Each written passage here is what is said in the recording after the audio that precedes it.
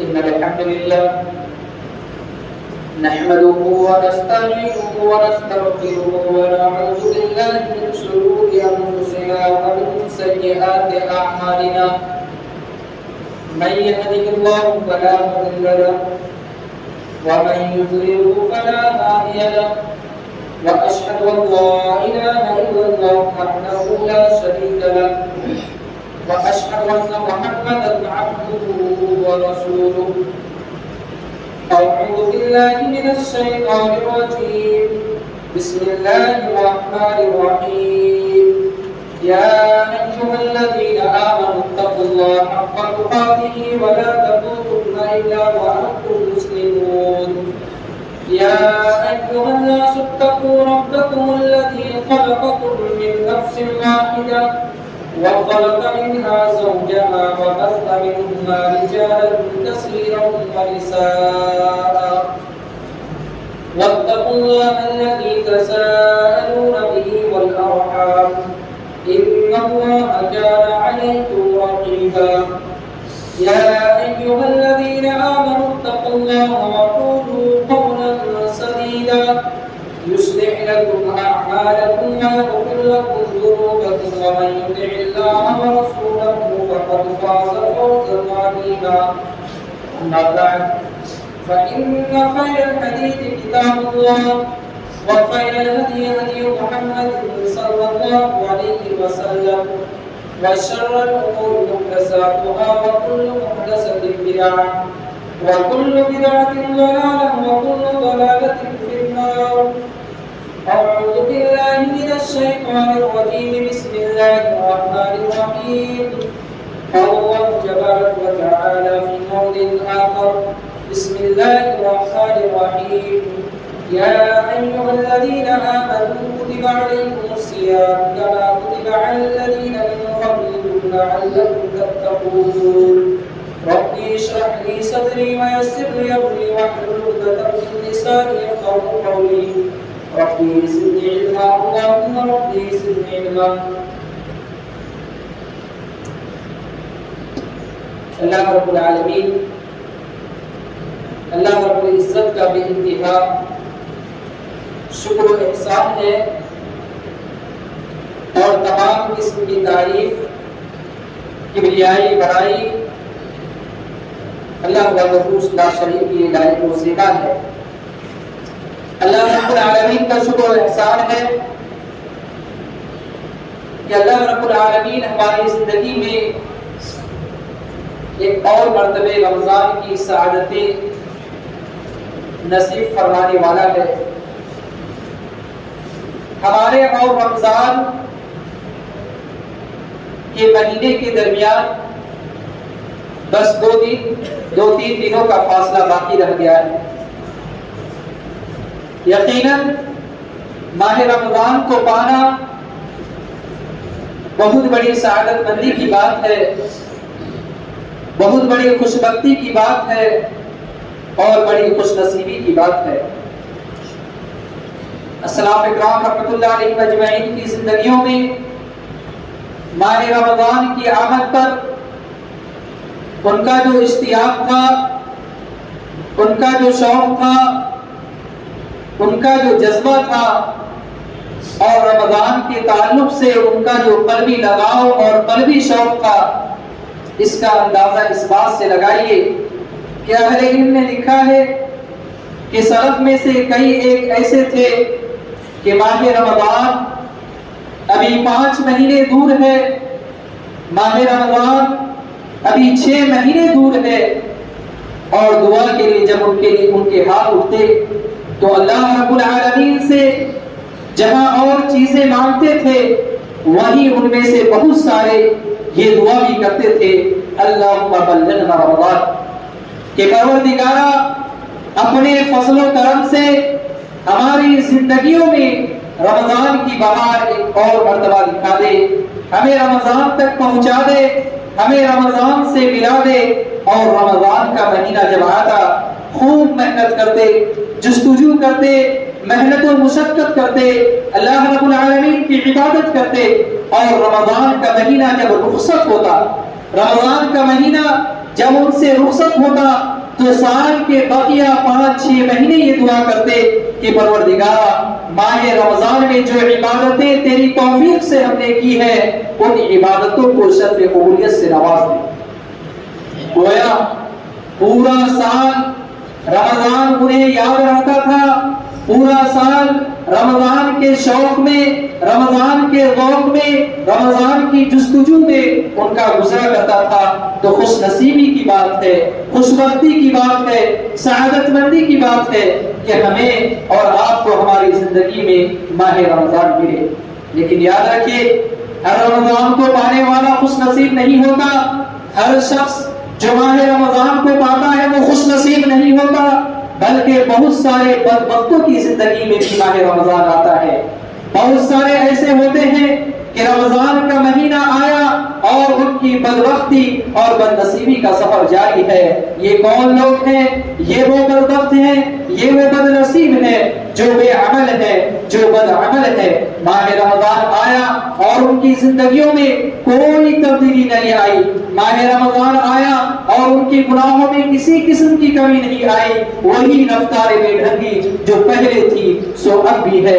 یہی وہ بدنصیب لوگ ہیں جن کے حق میں فرشتوں کے سردار نے بد دعا کی اور انبیاء کے سردار نے اس بد دعا پر آمین کہا۔ رمضان جب آ رہا ہے مجھے اور آپ کو یہ جستجو کرنی چاہیے کہ ہم ان خوش نصیبوں میں شمار ہو جو رمضان کی قدر کرتے ہوں اور رمضان میں اپنی زندگی میں تبدیلی لاتے ہوں اور بچائیں خود کو بچائے رکھیں ان بدبختوں سے اور بدنصیبوں میں شامل ہونے سے کہ جن کے حق میں فرشتوں کے سردار اور انبیاء کے سردار نے بد دعا کی ہے۔ اللہم آمین۔ حضرات آج کے اس خطبے میں ماہ رمضان کی آمد کی مناسبت سے مجھے اس پہلو پر روشنی ڈالنی ہے کہ ماہ رمضان ہمیں کیا سکھاتا ہے، ماہ رمضان ہمیں کیا تعلیم دیتا ہے۔ اگر ایک لفظ میں، اگر ایک جملے میں، اگر ایک یا دو جملے میں بولنا ہو تو رمضان کا مہینہ یہ تربیت کا مہینہ ہے۔ رمضان کا مہینہ یہ تربیت کے لیے آتا ہے، افراد کی تربیت کے لیے، امت کی تربیت کے لیے، جماعتوں کی تربیت کے لیے یہ خالص تربیت کا مہینہ ہے اور اسی تربیت کی جانب اشارہ کیا گیا ہے ایک لفظ تتقون سے، یا ایھا الذین آمنوا، یا ایھا الذین آمنوا کتب علیکم الصیام کما کتب علی الذین من قبلکم لعلکم تتقون، کہ روزے فرض کر دیے گئے جیسے اگلی امتوں پر فرض تھے۔ مقصد کیا ہے؟ مقصد کیا ہے؟ لعلکم تتقون، رمضان کی درسگاہ سے حاصل ہونے والی سبق کیا ہے؟ رمضان کی تربیت گاہ سے حاصل ہونے والا سبق کیا ہے؟ لعلکم تتقون، یہ لفظ تقوی بتاتا ہے کہ ماہ رمضان یہ تربیت کا مہینہ ہے۔ اجتماعی حیثیت سے اگر آپ دیکھیں، اجتماعی حیثیت سے اگر آپ دیکھیں تو سال کے 11 مہینوں کے مقابلے میں ماہ رمضان کیسی اجتماعی تربیت کرتا ہے۔ رمضان کی آمد کے ساتھ ہی مسجدیں معمور ہو جاتی ہیں، مسجدیں آباد ہو جاتے ہیں، مسجدیں بھری بھری سی نظر آتی ہے، ایمان کے مناظر ہر طرف نظر آنے لگتے ہیں، منکرات سے دور ہو جاتے ہیں مسلمان اور دینے دلانے کا ماحول ہر سمت اور ہر طرف نظر آتا ہے۔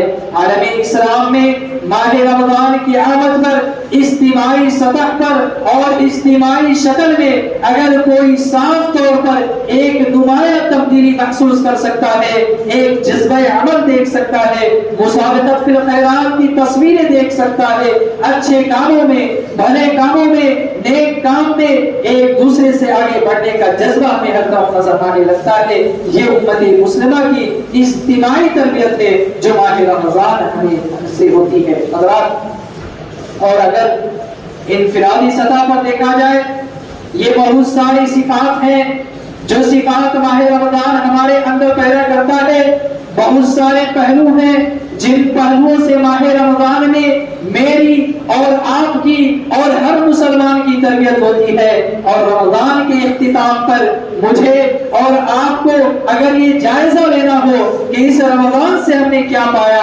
اور کیا کھویا. ماہ رمضان کی عبادتیں ہماری قبول ہوئی کہ نہیں ہوئی تو جائزہ لینے کا پیمانہ اور معیار یہ ہے. یہ سب پہلو جو ابھی خطبے میں آگے آئیں گے ان کا جائزہ لے کر کے دیکھیں کہ یہ سب پہلو ہماری زندگیوں میں سے ہے, ہماری زندگیوں میں ہے کہ نہیں, اور ان پہلوؤں سے ہم نے اس مہینے میں اپنی تربیت کی کہ نہیں کی. سب سے پہلی بات, ماہ رمضان ہمیں اور آپ کو یہ پیغام دیتا ہے, یہ تربیت دیتا ہے کہ بقیہ سال کے 11 مہینے ہمیں کیسے گزارنا چاہیے. اس ایک مہینے کا ہم نے اتنا احترام کیا کہ ہم اپنے اعضاء و جوارح کی حفاظت کی. ماہ رمضان آ گیا, ہم نے کسی پر غلط نظر ڈالنا چھوڑ دیا. ماہ رمضان آ گیا, ہم نے موسیقی سننا چھوڑ دیا.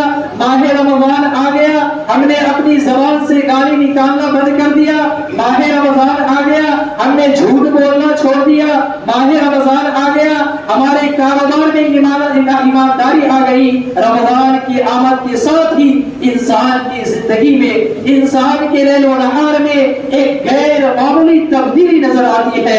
ماہ رمضان یہ پیغام دیتا ہے, رمضان کے روزوں کے احترام میں جس طرح تم نے اپنے اعضاء و جوارح کی حفاظت کی, تمہاری زبان نے جھوٹ نہیں بولا, تمہاری آنکھوں نے خیانت نہیں کی, تمہاری کان نے کوئی غلط بات نہیں سنی, تمہارے قدم کسی غلط منزل کی طرف نہیں اٹھے, تمہارے ہاتھوں نے کسی ظالم کی مدد نہ کی, تمہارے خیال میں کوئی بری چیز نہ آئی. جب تم نے ماہ رمضان کے روزے کا لحاظ کرتے ہوئے اپنے اعضاء و جوارح کی حفاظت کی, بقیہ سال کی 11 مہینوں کو بھی ایک روزہ سمجھ جاؤ. زندگی بھی ایک روزہ ہے, انسان کی زندگی بھی ایک روزہ ہے. رمضان کے روزوں کے لحاظ میں جس طرح تم نے اپنے اعضاء و جوارح کی حفاظت کی, زندگی کے روزے کی بھی ویسی ہی حفاظت کرو اور اس کا لحاظ رکھتے ہوئے اپنے اعضاء و جوارح کے محافظ بن جاؤ. یہی مطلب ہے اس حدیث قدسی کا. اللہ کے نبی صلی اللہ علیہ وسلم فرماتے ہیں کہ اللہ تبارک و تعالیٰ فرماتا ہے, كنت سمعه الذي يسمع به وبصره الذي يبصر به ويده التي يبطش بها ورجله التي يمشي بها. بندہ اگر اللہ کی عبادت کرتے ہوئے ایک ایسے مقام پر پہنچ جاتا ہے, ایک ایسے مقام پر فائز ہو جاتا ہے جہاں اللہ کی جانب سے اس کے اعضاء و جوارح کی حفاظت ہوتی ہے. اللہ تبارک و تعالیٰ نے کہا کہ میں اس کا وہ کان بن جاتا ہوں جس سے وہ سنتا ہے, میں اس کی وہ آنکھ بن جاتا ہوں جس سے وہ دیکھتا ہے, میں اس کا وہ ہاتھ بن جاتا ہوں جس سے وہ چیزوں کو پکڑتا ہے, میں اس کا وہ قدم بن جاتا ہوں جس سے وہ چلتا ہے. کیا مطلب ہے, کیا مطلب ہے کہ میں اس کا کان بن جاتا ہوں جس سے وہ سنتا ہے, یعنی اپنے کانوں سے وہی بات سنے گا جو اللہ کو راضی کرنے والی ہے, جو اللہ کو راضی کرنے والی ہے. میں اس کی آنکھ بن جاتا ہوں جس سے وہ دیکھتا ہے, یعنی وہ اپنی آنکھوں سے وہی مناظر دیکھے گا, انہی مناظر کا مشاہدہ کرے گا جس کی شریعت نے اجازت دی ہے. میں اس کا ہاتھ بن جاتا ہوں, میں اس کا ہاتھ بن جاتا ہوں جس سے وہ پکڑتا ہے, یعنی وہ اپنے ہاتھ سے کسی ظالم کی مدد نہیں کرے گا, غلط استعمال نہیں کرے گا, جہاں اللہ اور اس کے رسول نے اجازت دی ہے وہی اس کا استعمال کرے گا. میں اس کا قدم بن جاتا ہوں جس سے وہ چلتا ہے, یعنی اپنے قدم کو اسی راستے اور اسی منزل کی طرف بڑھائے گا جس طرف بڑھنے اور بڑھانے کی شریعت نے اجازت دی ہے. تو ماہ رمضان کا یہ مہینہ ہمیں یہ پیغام دیتا ہے کہ سال کے بقیہ 11 مہینے کو ہمیں کیسے گزارنا ہے. حضرات, ایک اور تربیت کا پہلو جو بڑا ہی عظیم پہلو ہے, انسانی زندگی میں 2 شہوتیں ایسی ہیں جن شہوتوں کے آگے اکثر انسان ہتھیار ڈال دیتے ہیں. انسانی زندگی میں 2 شہوتیں انسان کی زندگی میں ایسی ہیں کہ جن 2 شہوتوں کے آگے اکثر انسان ہتھیار ڈال دیتے ہیں, اور ان 2 شہوتوں کے غلبے سے, ان 2 شہوتوں کے غالب آ جانے سے انسان گمراہی کے راستے میں بہت دور تک چلا جاتا ہے. اور یہ 2 شہوتیں کیا ہے؟ ایک ہے شہوت البطن, ایک ہے شہوت البطن. اہل علم نے کہا پیٹ کی شہوت, پیٹ کی شہوت. کھانا ایک بنیادی ضرورت ہے, کھانا پینا ایک بنیادی ضرورت ہے, لیکن کھانا جو ایک بنیادی ضرورت ہے, زندگی کی ضرورت سے بڑھ کر جب یہی کھانا پینا مقصد حیات اگر بن جائے، وہ زندگی کی ایک ضرورت ہے، صحیح ہے۔ کھانا پینا، کھائے پیے بغیر انسان کوئی زندہ نہیں رہ سکتا۔ شریعت نے کھانے پینے کا ہمیں حکم دیا ہے، کلوا من الطیبات، اللہ رب العالمین نے کہا ہے، لیکن یہی کھانا پینا ضرورت سے آگے بڑھ کر اگر مقصد زندگی بن جائے، انسان کھانے پینے کے لیے جیے، کھانا مقصد حیات بن جائے، پینا مقصد حیات بن جائے، اور کھانے پینے سے بڑھ کر اس کی زندگی کا کوئی اور ہدف نہ ہو، کوئی اور مقصد نہ ہو، تو پھر یہ شہوت البدن انسان کو گمراہی میں بہت دور تک لے جاتی ہے۔ اور ایسے ہی انسانوں کے بارے میں اللہ تبارک و تعالیٰ نے کہا وَيَأْكُلُونَ كَمَا تَأْكُلُ الْأَنْعَامُ، یہ جانوروں کی طرح کھاتے ہیں۔ اور لسان نبوت نے ایسے ہی لوگوں کے بارے میں فرمایا مَا مَلَأَ ابْنُ آدَمَ وِعَاءً شَرًّا مِّن بَطْنِهِ، کہ ابن آدم نے اپنے پیٹ سے برا کوئی برتن نہیں بھرا ہے، اپنے پیٹ سے برا کوئی اور برتن نہیں بھرا۔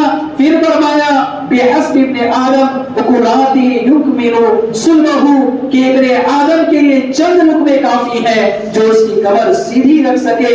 فَإِنْ كَانَ لَا بُدَّ، اور اگر کھانا ضروری ہو، فَثُلُثُ لِطَعَامِهِ وَثُلُثُ لِشَرَابِهِ وَثُلُثُ لِنَفْسِهِ، ایک تہائی کھانے کے لیے، ایک تہائی پینے کے لیے، اور ایک تہائی سانس لینے کے لیے خالی رکھ لیا کرو۔ یہی شہوت البطن ہے، پیٹ کی شہوت ہے جو انسان کو حرام خوری پر آمادہ کرتی ہے، جائز و ناجائز کی تمیز کیے بغیر، حلال و حرام کی تمیز کیے بغیر وہ اپنے پیٹ کو بھرنے کے لیے لوگوں کی مال پہ ڈاکہ ڈالتا ہے، چوری کرتا ہے، جھوٹ بولتا ہے، کاروبار میں دھوکہ دیتا ہے۔ شہوت البطن انسان سے بہت سارے گناہ کرواتی ہے۔ روزہ اسی شہوت کو کچل کر رکھ دیتا ہے کہ پیٹ میں جائے تو حلال لقمہ جائے، اور اگر تمہیں حلال لقمہ نہیں ملتا ہے، اگر تمہیں حلال کھانا نہیں ملتا ہے، تو زندگی میں بھوکے رہنے کی عادت ڈالو۔ پیارے نبی صلی اللہ علیہ وسلم کی عادت تھی کہ گھر میں آتے پوچھتے، امہات المومنین سے پوچھتے کہ گھر میں کچھ کھانے کے لیے ہے، امہات المومنین جواب دیتی کہ گھر میں کھانے کے لیے کچھ نہیں، تب فرماتے آج تو میں روزہ رکھ لوں گا۔ نفل روزے میں آپ صلی اللہ علیہ وسلم کا دن گزرا کرتا تھا۔ تو روزہ یہ پیغام دیتا ہے کہ زندگی میں شہوت البطن کو کچھ نہ کرو، پیٹ کی شہوت کو کچھ نہ کرو۔ تمہارے پیٹ میں جائے تو جائز لقمہ جائے، حلال لقمہ جائے، اور پیٹ بھرنے کی جستجو میں حرام خوری اور دوسروں پہ ڈاکہ ڈالنا اور دوسروں پہ ظلم کرنے کی عادت ہرگز اپنے اندر نہ ڈالو۔ آپ صلی اللہ علیہ وسلم نے حدیث میں فرمایا المؤمن یأکل من معٍ واحد والکافر یأکل فی سبعۃ امعاء۔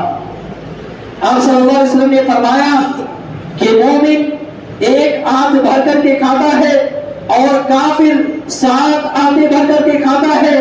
پتا چلا ہم جب روزے کی حالت میں بھوکے رہتے ہیں، جب روزے کی حالت میں بھوک اور پیاس سے تڑپتے ہیں، اس شہوت البطن کو کچلنا مقصود ہوتا ہے، اور یہ شہوت البطن کچل جاتی ہے، اور بھوک اور پیاس کی تکلیف پر صبر کرنے کا حوصلہ انسان کے اندر پیدا ہوتا ہے۔ محترم انسان اکرام، ایک شہوت البطن ہے جو انسان کو گمراہ کرتی ہے، اور جس کی تربیت روزے کے ذریعے ہوتی ہے، اور جس شہوت کو روزہ کچل کر رکھ دیتا ہے۔ اور دوسری شہوت ہے جسے شہوت الفرج کہا جاتا ہے، جنسی شہوت، جو شہوت البطن سے بھی زیادہ بدترین شہوت ہے۔ پیارے نبی صلی اللہ علیہ وسلم سے پوچھا گیا ما اکثر ما يدخل الناس النار، اے اللہ کے نبی صلی اللہ علیہ وسلم، لوگوں کو سب سے زیادہ جہنم میں لے جانے والا عمل کون سا ہے؟ تو آپ صلی اللہ علیہ وسلم نے فرمایا الفم والفرج۔ آپ صلی اللہ علیہ وسلم نے فرمایا کہ لوگوں کو سب سے زیادہ جہنم میں 2 اعضاء لے جاتے ہیں، ایک ہے انسان کی زبان اور ایک ہے انسان کی شرمگاہ۔ حضرات، یہ شہوت الفرج ہے، اسی کے سبب معاشرے میں بے حیائی عام ہوتی ہے، عریانیت کا چلن عام ہوتا ہے، زنا کا کلچر عام ہوتا ہے، زانیوں کی کثرت معاشرے کے اندر ہوتی ہے۔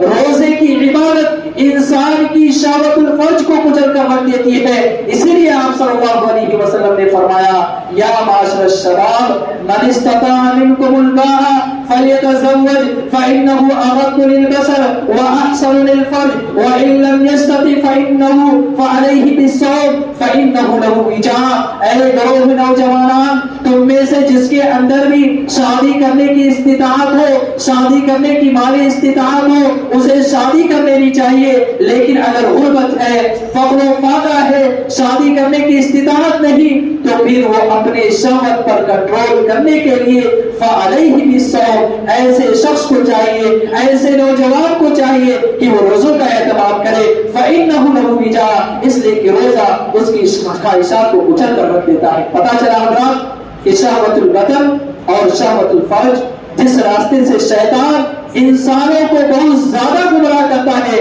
روزہ ان دونوں شہوتوں کو کچل کر رکھ دیتا ہے اور انسان کے اندر یہ حوصلہ پیدا کرتا ہے کہ وہ ان جذبات کا، منفی جذبات کا ڈٹ کر مقابلہ کر سکے. حضرات روزہ کا ایک وقت روح کی تربیت کرتی ہے اور جسم کی بھی تربیت کرتا ہے. ماہ رمضان کی عبادتوں سے جہاں ہماری روح کی تربیت ہوتی ہے، وہیں ہمارے جسم کی بھی تربیت ہوتی ہے. ماہ رمضان کا مسلمان، ماہ رمضان کا مومن وہ الگ ہی مسلمان ہوتا ہے، وہ الگ ہی مومن ہوتا ہے. یہی وجہ ہے لسان نبوت نے فرمایا کہ کتنے ایسے لوگ ہیں رمضان شروع ہونے سے پہلے ان کا نام جہنمیوں کی فہرست میں تھا، ان کا نام جہنمیوں کی لسٹ میں تھا. رمضان کیا شروع ہوا، اللہ اکبر، ان کا نام جہنمیوں کی فہرست میں آ گیا. آپ صلی اللہ علیہ وسلم نے فرمایا وَلِلَّهِ عُتْقَاءٌ مِّنَ النَّارِ وَذَلِكَ فِي كُلِّ لَيْلَةٍ، کہ آپ صلی اللہ علیہ وسلم نے فرمایا کہ رمضان کی ہر رات کتنے انسان کو اللہ تبارک و تعالی نار جہنم سے آزاد کرتا ہے جن کے نام جہنمیوں کی فہرست میں تھے. ماہ شعبان میں رمضان کی آمد کے ساتھ ہی وہ نار جہنم سے آزاد کرائے گئے اور جنت کی فہرست میں ان کا نام آ گیا. کیوں؟ دیکھیے یہی انسان بدل جاتا ہے، یہی انسان بدل جاتا ہے، اندر سے بھی بدل جاتا ہے، باہر سے بھی بدل جاتا ہے، ظاہر بھی اس کا بدلتا ہے، باطن بھی اس کا بدلتا ہے، روح بھی اس کی سنورتی ہے اور جسم بھی اس کا نکھرتا ہے. ماہ رمضان ایک وقت انسان کے ظاہر اور انسان کے باطن کو بدل کر رکھ دیتا ہے. عبادتوں کے ذریعے سے روح کی تربیت تو ہوتی ہی ہے، عبادتوں کے ذریعے سے روح کو غذا تو ملتی ہی ہے. روزے کی عبادت ایک ایسی عبادت ہے، بظاہر ہم بھوکے رہتے ہیں، بظاہر ہم بھوکے رہتے ہیں اور یہی بھوک ہماری اور آپ کی جسمانی صحت کا راز ہے.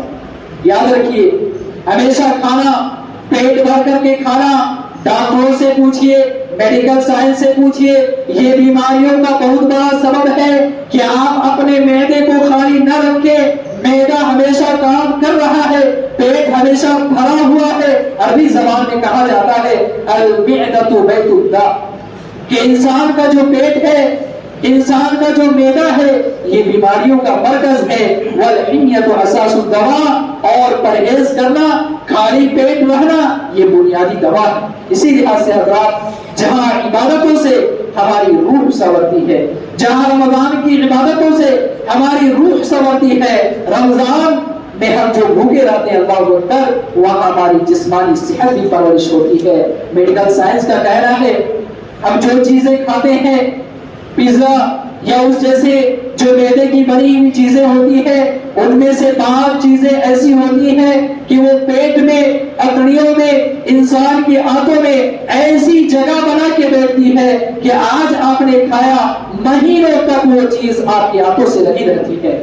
اس چیز کے ختم ہونے کے لیے کہتے ہیں ڈاکٹر کہ کم سے کم انسان کو 16 گھنٹے پیٹ کو خالی رہنا ضروری ہے. 16 گھنٹے میڈیکل سائنس کے لحاظ سے میں بول رہا ہوں کہ 16 گھنٹہ آپ کا پیٹ خالی رہے، تب آپ کے جسم کے بہت سارے ایسے فضلات، بہت سارے ایسی گندگیاں جو بیکار کے فضلات ہیں، جو آنتوں میں ادھر ادھر جگہ بنا چکے ہیں اور جو نکل نہیں رہے ہیں، وہ تبھی نکلیں گے جب 16 گھنٹے آپ کا پیٹ خالی رہے گا.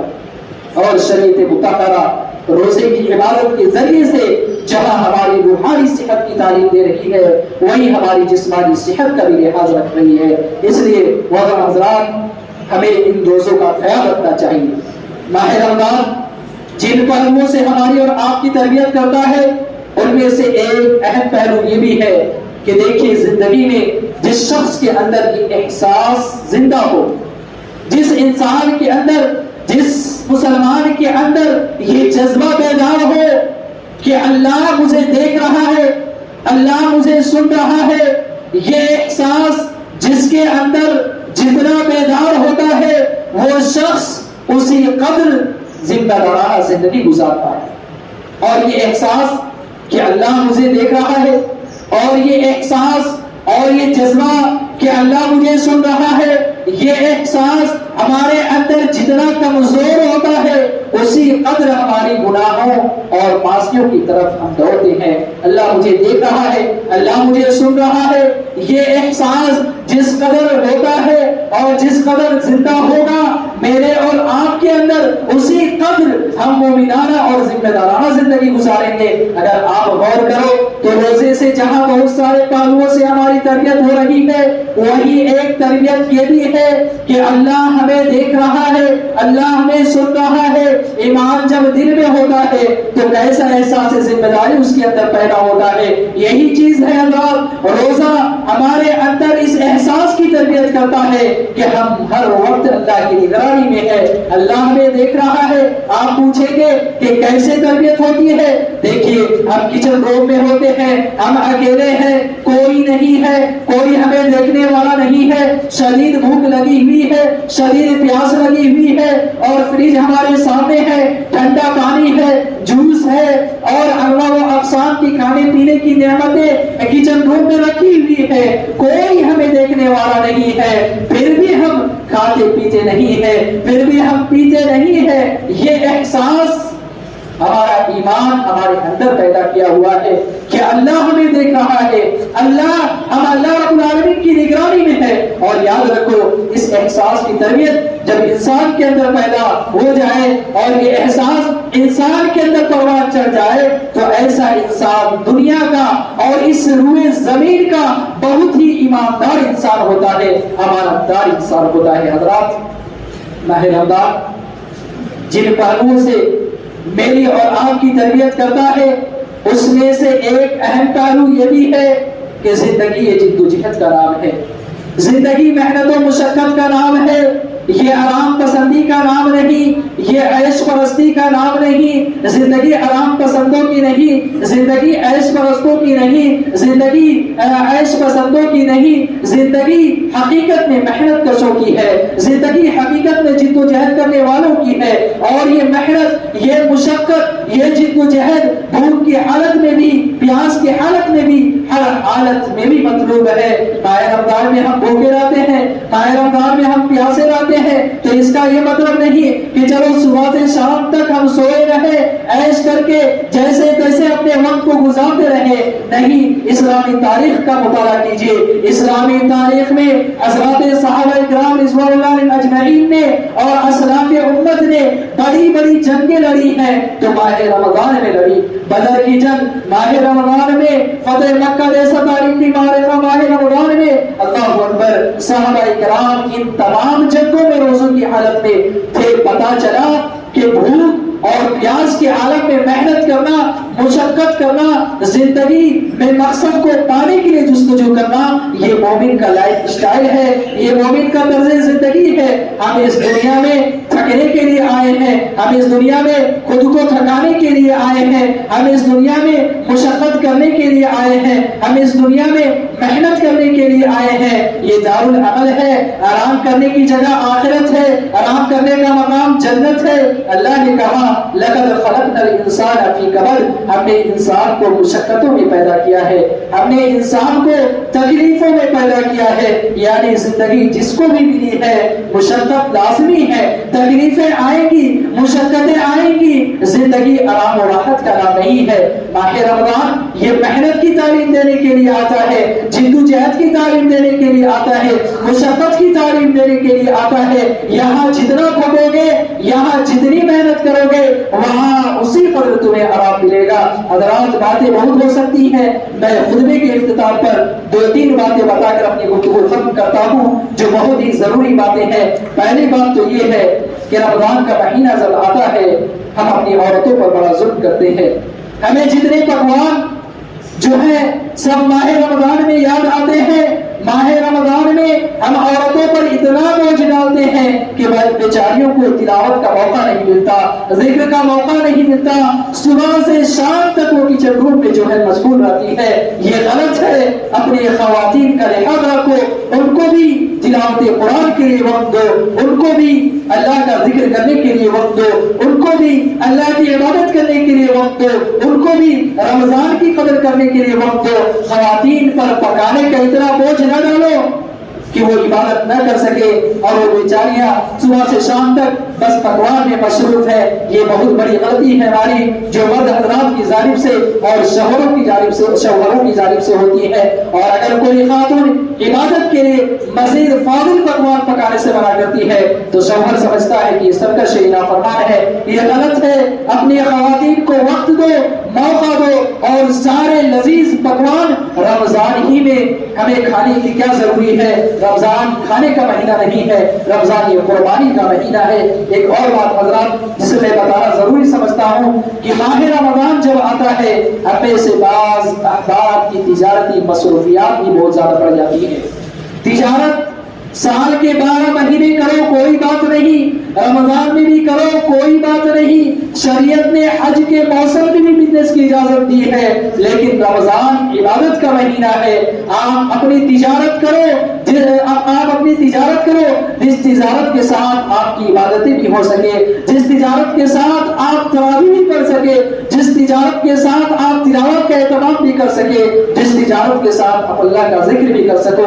ایسی تجارت کے ماہ رمضان کا فرض پڑھنا بھی مشکل ہو جائے، تراویح تو چھوڑیے، کاروباری مصروفیات اتنی بڑھ گئی ہے کہ جماعت میں حاضری دے کر فرض نماز پڑھنے کی بھی توفیق نہیں ملتی۔ ایسی تجارت کی قطعاً اجازت نہیں ہے شریعت میں، اور افسوس کے ساتھ کہنا پڑتا ہے کہ ہمارے بعض بھائی ایسی تجارت مصروفیات میں مبتلا ہو جاتے ہیں۔ آخری بات، ماہ رمضان جب آ رہا ہے تو حضرات 29 شعبان کو چاند دیکھنے کا اہتمام کیجیے، اور معتبر لوگوں کو اگر رویت ہو جاتی ہے تو ہلال کمیٹی اور جماعت کے ذمہ داروں کو بتانے کی کوشش کیجیے، اور جب چاند نظر پڑ جائے یہ دعا ضرور پڑھیے، اللہم اہلہ علینا بالامن والایمان والسلامت والاسلام ربی وربک اللہ، کہ اے اللہ اسے ایمان والا چاند بنا دے، امن والا چاند بنا دے، سلامتی والا چاند بنا دے۔ اے چاند تیرا رب بھی اللہ ہے، میرا رب بھی اللہ ہے، اسی اللہ کی عبادت کے لیے میں تیرا مشاہدہ اور تیرا دیدار کر رہا ہوں۔ یہ چند باتیں تھی رمضان